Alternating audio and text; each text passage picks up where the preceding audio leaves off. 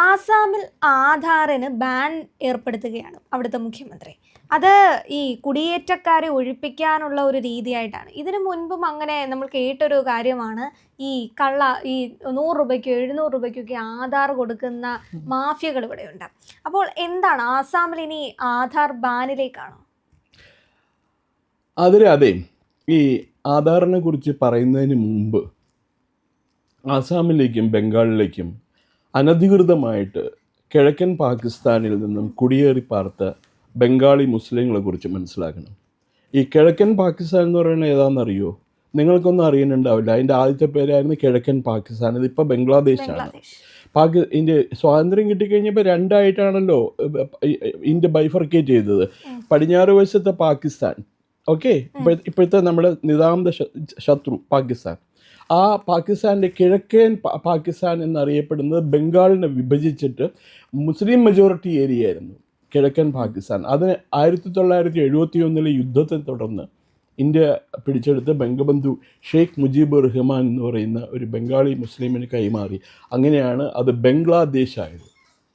Okay, separate രാജ്യമാണത്. പാകിസ്ഥാൻ്റെ ഒരു ഭാഗം. പാകിസ്ഥാൻകാർക്ക് ഈ പഞ്ചാബികൾക്ക് മറ്റേ ബംഗാളി മുസ്ലിംസിനെ ഒട്ടും ഇഷ്ടമല്ല.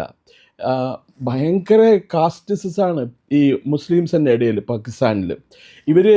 പാകിസ്ഥാൻ ഭരിക്കുന്നത് മുജാഹിർ എന്നൊക്കെ പറയും. പിന്നെ പഞ്ചാബി മുസ്ലിംസ്, അവരാണ് അപ്പർ ഹാൻഡ് പാകിസ്ഥാനിൽ. അവർക്ക് മാത്രമേ ഭരണം കൈയാളാൻ പറ്റുള്ളൂ അവിടെ.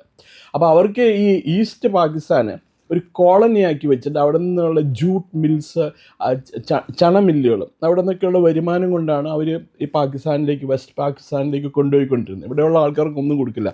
പട്ടിണിക്കിട്ട് കൊല്ലും, കിട്ടണേനൊക്കെ ആയിട്ട് വെടിവെച്ച് കൊല്ലുവരും. അപ്പോൾ അവിടെ നിന്ന് ഈ ദുരിതം കിട്ടാൻ വേണ്ടിയിട്ട് അവിടെയുള്ള ബംഗാളി മുസ്ലിംസ് മുഴുവനും ഇന്ത്യയിലേക്ക് പലായനം ചെയ്യും. അനധികൃതമായിട്ട് കുടിയേറി പാർക്കും. അത് കുടിയേറി പാർക്കുമ്പോൾ നമ്മുടെ രാഷ്ട്രീയ നേതാക്കന്മാരുണ്ട്, മതേതര കക്ഷികളുടെ, പ്രത്യേകിച്ച് കോൺഗ്രസിൻ്റെയും കമ്മ്യൂണിസ്റ്റിൻ്റെയും.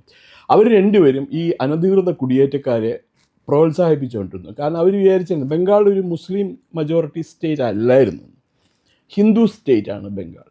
ആസാം ഒരു ഹിന്ദു സ്റ്റേറ്റ് ആണ്. ഓക്കെ, അപ്പോൾ അവർ വിചാരിച്ചിരുന്നത് എന്താ, ഇവിടെ മുസ്ലിംസ് വന്നു കഴിഞ്ഞിട്ടുണ്ടെങ്കിൽ ഈ ഹിന്ദുക്കൾക്ക് ജനസംഖ്യയിലുള്ള മേധാവിത്വം കൺട്രോൾ ചെയ്ത് കഴിഞ്ഞാൽ അവർക്ക് മുസ്ലിംസിനെ ഒരു വോട്ട് ബാങ്ക് ആയിട്ട് മാറ്റാം. അപ്പോൾ അവർക്ക് എന്നും അധികാരത്തിൽ ഇരിക്കാമെന്നാണ് അവർ വിചാരിച്ചിരുന്നത്. ബംഗാളിലുള്ള രാഷ്ട്രീയത്തെക്കാളും കൂടുതൽ ആസാമിലായിരുന്നു അത് ഉണ്ടായിരുന്നത്. ആസാമിൽ ഒരു രാഷ്ട്രീയക്കാരനുണ്ടായിരുന്നു, ഫക്രുദ്ദീൻ അലി അഹമ്മദ്. അയാൾ ഇന്ത്യൻ പ്രസിഡൻ്റായിരുന്നു. അയാൾ അന്ന് ആസാമിലെ സാധാ കോൺഗ്രസ്സുകാരനായി, പിന്നെ സംസ്ഥാന രാഷ്ട്രീയത്തിലെ ആളായിരുന്നു, പിന്നെ കേന്ദ്ര ഭക്ഷ്യവകുപ്പ് മന്ത്രിയൊക്കെയായിരുന്നു അയാൾ.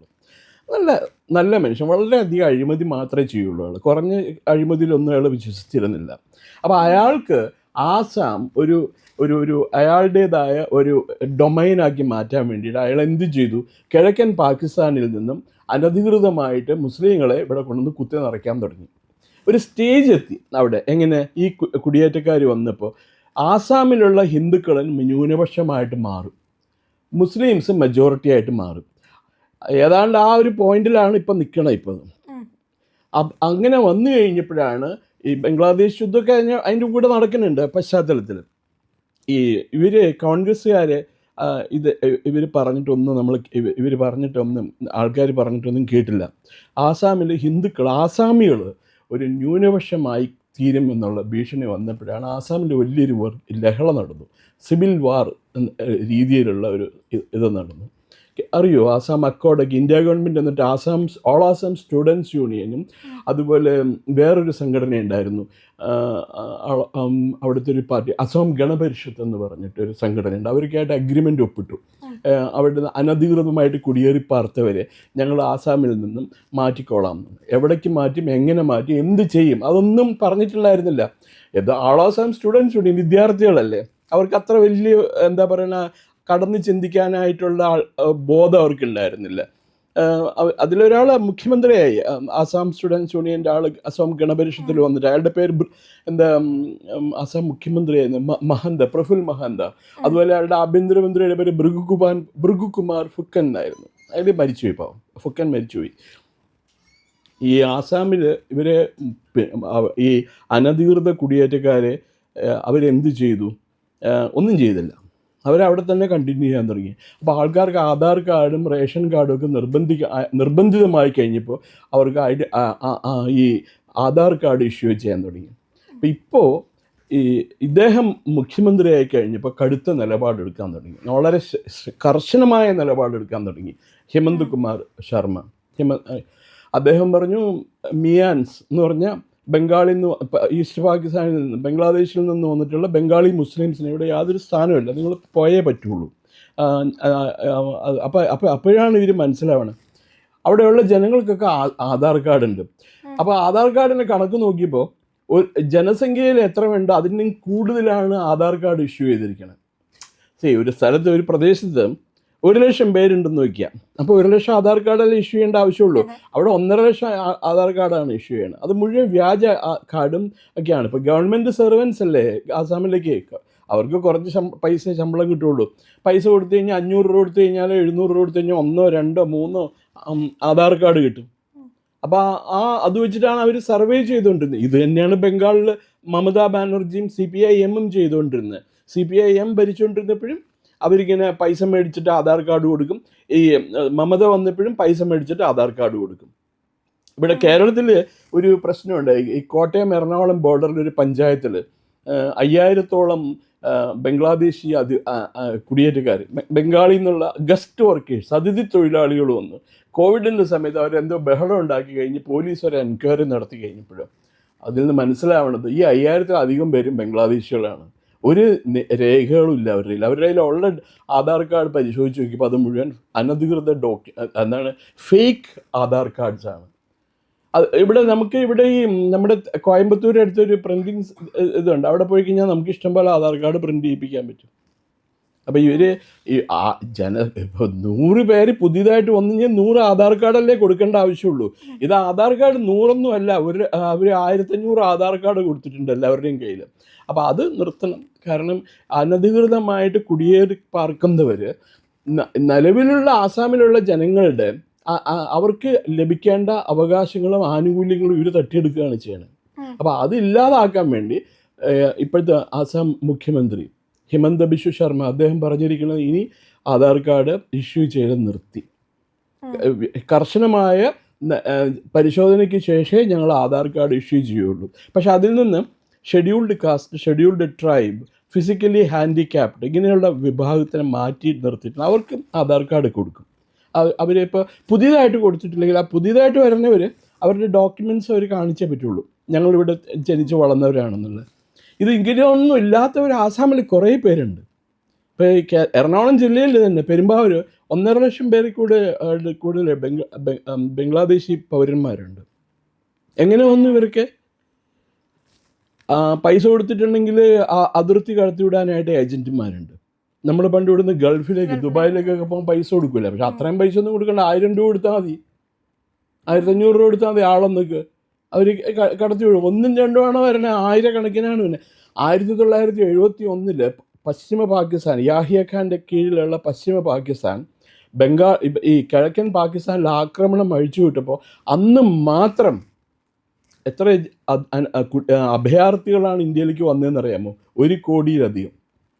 ഈ 1 കോടിയിലധികം വന്ന അഭയാർത്ഥികളെ തീറ്റിപ്പോറ്റാൻ വേണ്ടിയിട്ട് ഇന്ത്യ ഗവൺമെൻറ് ഇന്ത്യയിലുള്ള ജനങ്ങളുടെ പുറത്ത് നികുതികൾ അടിച്ചേൽപ്പിച്ചു. പെട്രോളിന് വില കൂട്ടി ഇഷ്ടം പോലെ. യഥാർത്ഥത്തിൽ പെട്രോളിൻ്റെ വില വർദ്ധിക്കാനുള്ള ഒരു കാരണം ഇവർക്ക് വേണ്ടി അരിയും ഗോതമ്പും കൊടുക്കാൻ വേണ്ടിയിട്ട് പൈസ മൊബിലൈസ് ചെയ്ത് നമ്മൾ പാവപ്പെട്ട ജനങ്ങളുടെ പുറത്ത് കുതിര കയറിക്കൊണ്ടായിരുന്നു. നമ്മൾ പെട്രോളിനൊക്കെ എന്താണ് പറയുക, അന്ന് 10 രൂപ വിലയുണ്ടായിരുന്നു, നമ്മൾ പെട്രോളിന് 12 രൂപയാക്കി കൊടുക്കേണ്ടി വന്നു. എന്തിനാ? ഈ 2 രൂപ ബംഗ്ലാദേശ് ഫണ്ടിലേക്ക് ബംഗാളി അഭയാർത്ഥികളെ തീറ്റിപ്പോറ്റാൻ വേണ്ടിയിട്ട്. അത് ഇന്നും കൊടുത്തുകൊണ്ടിരിക്കുകയാണ്. അത് നിർത്തിയിട്ടില്ല ഇപ്പോഴും. അത് പെട്രോളിന് മാത്രമല്ല, എന്തുൽപ്പന്നങ്ങൾക്കും ഇന്ത്യയിലുണ്ട്, എന്തുൽപ്പന്നങ്ങൾക്കും പോകുന്ന നികുതിയുടെ 1% അവർക്കാണ് പോകുന്നത്. അവന്മാരിവിടെ വന്ന് ഇല്ലാത്ത പോകരുത്തരം മുഴുവൻ കാണിക്കും. ഇപ്പോൾ എറണാകുളം ജില്ലയിൽ എത്രയോ കൊലപാതകങ്ങൾ അവർ നടത്തിയിട്ടുണ്ടെന്നറിയാമോ? ക്രിമിനൽസാണ് അവരിവിടെ വന്ന് താമസിക്കുന്നവർ. ഇവിടുത്തെ ആൾക്കാർ ജോലിക്കും പോവില്ല അത് കാരണം 1000 ഉറുപ്പ്യ കൊടുത്തു കഴിഞ്ഞാൽ ഒരുത്തും പോയി ഹോട്ടലിൽ പോയി പാത്രം കഴുകുകയോ ചപ്പാത്തി ഉണ്ടാക്കുമോ പൊറോട്ട ഉണ്ടാക്കുമോ ചായ അടിക്കുകയോ എന്ന് ചെയ്യണം. നമ്മുടെ ആൾക്കാർ ചെയ്യില്ല. തരംതാണ് ജോലിയാന്ന് പറഞ്ഞിട്ട്. അപ്പോൾ അതുകൊണ്ട് ഇവർ വന്ന് ജോലി ചെയ്യും, കാശ് മേടിക്കും, വരും. അല്ല പോവില്ല, ഇവിടെ കുറ്റി അടിക്കുക അവരിവിടുത്തെ സിറ്റിസൺസ് ആവും. അപ്പോൾ ഈ അഗസ്റ്റ് കാംറ്റെ എന്ന് പറഞ്ഞൊരു ഫ്രഞ്ച് ഫിലോസഫർ ഉണ്ട്. അയാൾ ഒരിക്കൽ പറഞ്ഞിട്ടുണ്ട്, ഡെമോഗ്രഫി ഈസ് ഡെസ്റ്റിനി എന്നാണ് പറയുന്നത്. ഡെമോഗ്രഫി എന്ന് പറഞ്ഞാൽ ഒരു പ്രദേശത്തെ ജനസംഖ്യയിൽ അതിലെ ഇപ്പോൾ കാസ്റ്റ് അല്ലെങ്കിൽ കമ്മ്യൂണിറ്റി വൈസ് അത് ആ രാജ്യത്തിൻ്റെ ഭാഗധേയം തീരുമാനിക്കും. ഇപ്പോൾ ഇവിടെ നാളെ മുസ്ലിംസ് ഒരു 30% ആയിക്കഴിഞ്ഞാൽ ഇന്ത്യയുടെ സെക്യുലർ ഇമേജ് മൊത്തം പോകും. ഇറ്റ് വിൽ ബിക്കം എന്താ പറയുക ഇസ്ലാമിക് കൺട്രി. ഇപ്പോൾ already we are functioning as an Islamic country in Kerala. കേരളത്തിൽ മുഴുവൻ ഇപ്പോൾ മുസ്ലിംസ് അല്ലേ ഭരിക്കണം മുഴുവനും. ഏതെങ്കിലും മുസ്ലിംസ് നമ്മളെ എന്തെങ്കിലും ഉപദ്രവിച്ചാൽ നമുക്ക് തിരിച്ചു ചോദിക്കാൻ പറ്റില്ല. അവർക്ക് പ്രത്യേക നിയമമുണ്ട് അവർക്ക്. തീർച്ചയായും അങ്ങനെയുണ്ട്. അതോടൊപ്പം തന്നെ ഇപ്പോൾ ബംഗാളിൽ നമ്മൾ കണ്ടതാണ്, റേഷൻ കട്ട് ചെയ്തു.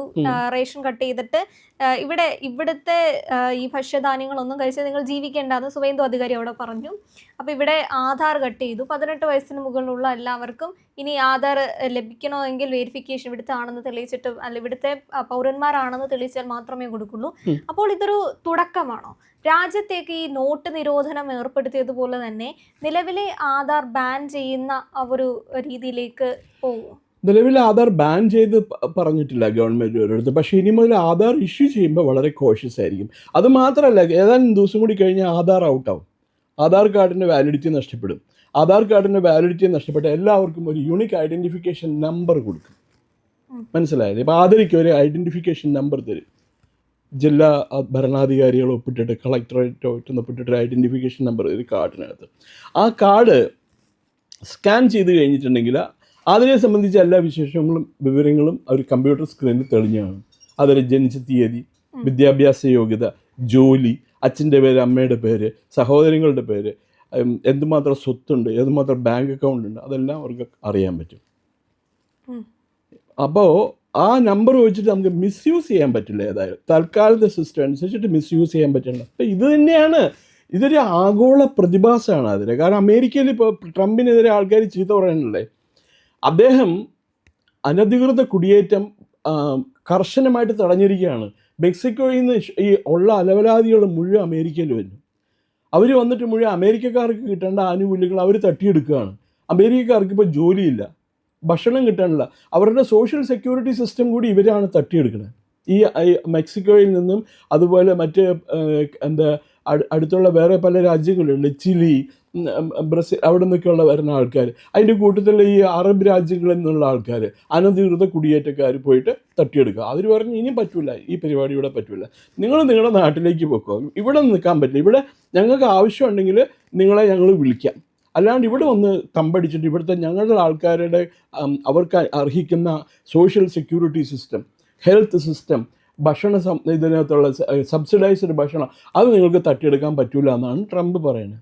അതിന് എതിരായി, അതുകൊണ്ടാണ് ഈ ട്രംപിനോട് ഇസ്ലാമിക് രാജ്യങ്ങൾക്ക് മുഴുവൻ ഇത്ര ദേഷ്യം. അയാൾ നല്ല ആളോ ചീത്തയാളോ ദാറ്റ് ഈസ് ഇമ്മെറ്റീരിയൽ.